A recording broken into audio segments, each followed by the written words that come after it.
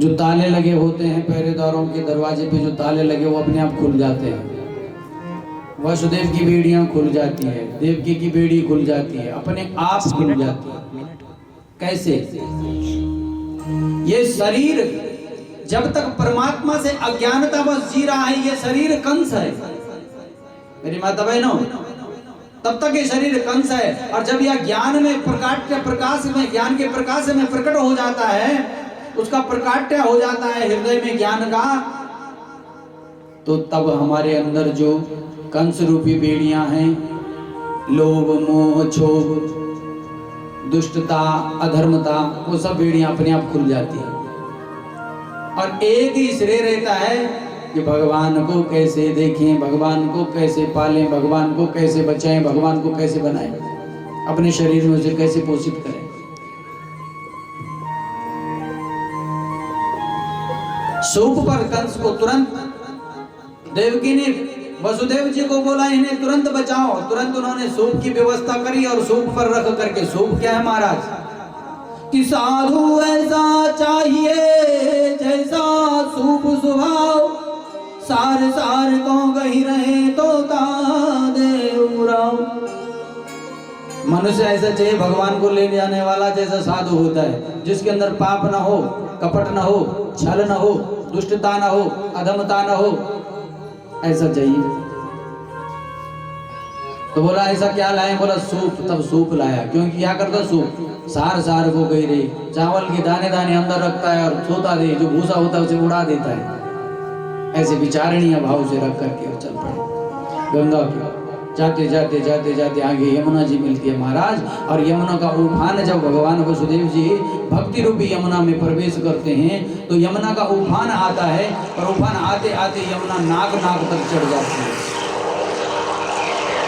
और जब वो नाक नाक तक चढ़ती है तो भगवान देखते हैं कि ब्रह्माधीनम परमं सुखम परमेश्वरानितम नितः नवनीत रूपम पलेन स्मत्सुख परमानंद माधव। नित नित जो भगवान के नए नए स्वरूपों को देखती है, कौन? यमुना। यमुना मतलब भक्ति।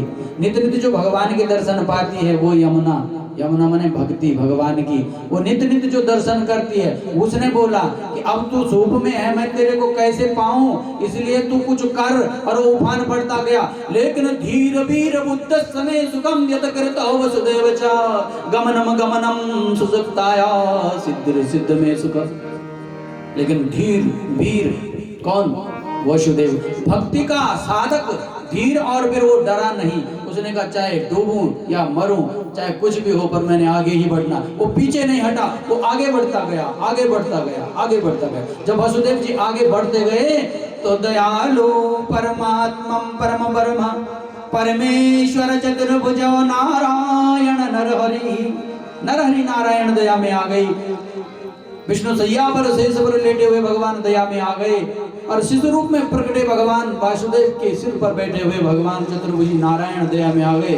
और उन्होंने अपना पैर थोड़ा भार कर दिया, और जैसा पैर भार हुआ वह पैर भार आया सूप से, और यमुना जी ने भगवान का अंगुष्ठ मात्र छू लिया। और जैसे अंगुष्ठा छुआ, पैर के दर्शन हुए, पैर पखारे यमुना जी ने, ऐसे भगवान ने अपने पैर पखारा हुआ पैर ऊपर कर लिया, और यमुना जी धीरे धीरे अपने स्थान को समा गए। तो भक्ति का उफान जब आता है, तो भक्ति का उफान जब संतोष हो मेरी माँ बहनों, तब तक भक्ति का उफान संतोष नहीं होना चाहिए जब तक परमात्मा अपना पैर हमें न दे दे, हम अपने चरण हमें न दे दे। लो मेरे चरणों को पकड़ो, कितना धो सकते हो धो लो, जितना रख सकते हो रखो। तब तक हमें संतोष नहीं करना चाहिए, तब तक शांत नहीं होना चाहिए भक्त को। अगर भक्त शांत हो जाता तो बस तो पीछे हट जाता, तो फिर माया बिगड़ गई थी, सारा कार्य बिगड़ गया था, सारा काम खराब हो जाता। लेकिन वसुदेव भय नहीं खाए।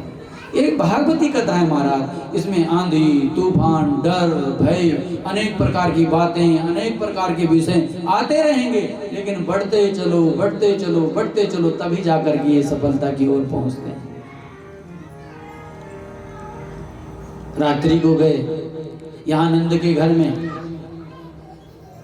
नंद जी के घर में कन्या का जन्म, कन्या की जगह पे अदली बदली कर ली, यानी अदली बदली कर दिया। भगवान को नंद के घर में छोड़ा है वसुदेव जी, और वहां से एक कन्या उठा के वापस ले आए अपने घर। नंद पत्नी पर सब पीड़ा चेत हो जाने के कारण जब उनकी कन्या हुई, नंद पत्नी नंद रानी ने नहीं सोचा कि मेरा बेटा हुआ कि बेटी हुई, वो अपने बेहोश मुद्रा में थी और भगवान को वहां से रख करके कन्या को सूप पर धर के ले जाया गया। और फिर गंगा मार्ग, उसी यमुना मार्ग से, भक्ति मार्ग से आते हुए वसुदेव जी ने वह कन्या देवकी के पास रख दिया। और फिर वो ताले कुंडे जो सब थे, जैसे दरवाजे थे, पहरेदार थे, सब उसी तरह यथावत हो गए, जैसे पहले बंद थे वही हो गए, ताले अपने आप लग गए। कंस फिर आता है प्रातः काल, जैसे आता है तो फिर उसको कन्या की प्राप्ति होती है, खूब हंसता है कि मेरा काल होना था, ये तो कन्या आ गई, फिर भी कन्या ही कन्या रहे। जैसे कन्या पकड़ी कि इसे भी पटक दो, इसे भी मार दो, जैसे उसे पटकने की कोशिश कर रहा था कि पटका, वैसे पटका नहीं, कन्या आकाश को उड़ गई और कहा, हे दुष्ट दुराचारी पापी, तूने मेरे 6 रूप नष्ट कर दिए हैं। ये रूप तो तेरे काल के मार्ग को बताने का रूप है। आकाश मार्ग को चल पड़ी और कहा, तेरा काल तो नंद जी के घर में आ चुका है मेरे प्यारे, वो तेरे को अब जो है कुछ ही दिनों में तेरे को मौत की घाट सुला देगा। ऐसी बात सुन करके कंस हक्का बक्का सा रह गया। कंस ने बोला, ये क्या बात हो गई? जब ये सब कुछ बंद है तो ये कैसे हो गया? मेरे साथ देवताओं ने कोई छल कर दिया है, कहीं ना कहीं कोई कारण छल हो गया है, मेरे पहरे में कोई कमी है क्या? पहरेदारों को देखा, डांटा, फटकारा, सब ठीक ठाक है। कंस अपने राजमहल में जाता है और इस विषय में चिंता करता है। महाराज रात दिन उसे नींद नहीं आ रही है, अब उसे नींद ही नहीं आ रही, अब कैसे होगा, क्या होगा, कैसे होगा, क्या होगा, किस प्रकार से मैं बचूंगा, मेरे बचने का क्या रास्ता है। बहुत विचार कर रहा है, लेकिन रास्ता एक ही दिख रहा है कि कृष्ण को मारना है। अब भगवान किसी से मरा आज तक? भगवान किसी से नहीं मरा, और इंसान भी किसी से नहीं मरा जब तक उस भगवान ने नहीं चाहा। भगवान की इच्छा प्रबल होती है, जो भगवान चाहता है वही होता है। इस प्रकार से भगवान की जो महिमा है वो अद्भुत है। देवकी जब भगवान को देखती है तो भगवान की दृष्टि और देवकी की दृष्टि एक हो जाती है। भक्त और भगवान जब तक एक न हुए, छंद स्वरूप में भी भागवत के अंदर कहा गया, सोरठा रूप में भी रामायण में दिया गया कि जब भगवान श्री कृष्ण का अवतार या राम का अवतार होता है तो शिशु रूप में नहीं होता, प्रकट भये कृपाला। ऐसे गोविंद भी प्रकट भये, तो जब प्रकट भये तो 4 हाथ भुजाधारी प्रकट भये,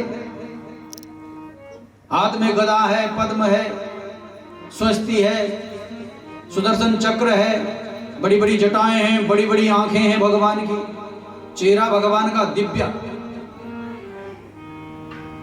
अनेकों सूर्य के से भी तेज, कोटि सूर्यों से भी तेज भगवान के अंदर देवकी की आंखें बंद होने लग गई। भैया तुम कौन हो? देवकी ने, भगवान ने कहा मैं वही हूं जिसको तू बुला रही है। भगवान देवकी बोली, मैं आपको थोड़ी बुला रही हूं, मैं तो ऐसे को बुला रही हूं जिसे गोद में रख सकूं। हमने बेटा बुलाया, बाप आया, बाप की जरूरत नहीं है, मुझे बेटे की जरूरत है।